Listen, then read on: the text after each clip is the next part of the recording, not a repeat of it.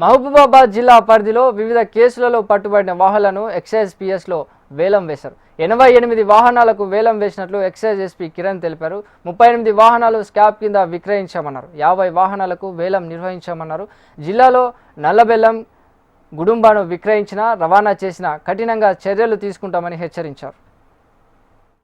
మన మహబూబాబాద్ ఎక్సైజ్ స్టేషన్లో వివిధ కేసులలో పట్టుబడినటువంటి వెహికల్ వాహనాలు, ఉదాహరణకు బెల్లం రవాణా చేయటం కానీ, గుడంబా రవాణా చేయటం కానీ, వేరే వేరే జిల్లాల నుంచి మన మహబూబాబాద్ ఎక్సైజ్ స్టేషన్ పరిధిలో ఉన్నటువంటి సీజ్ చేసిన బళ్ళు మాత్రమే.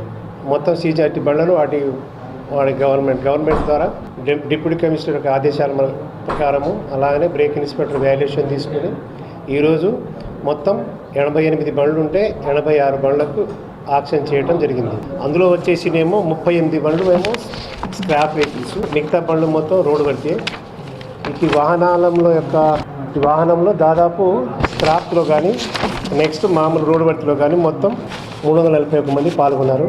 దాదాపు నాకు తెలిసి ఒక 15 to 20% ఎక్సెస్ కావచ్చు. మొత్తం లెక్కలు చేసిన తర్వాత సాయంత్రం చెప్తాను నేను.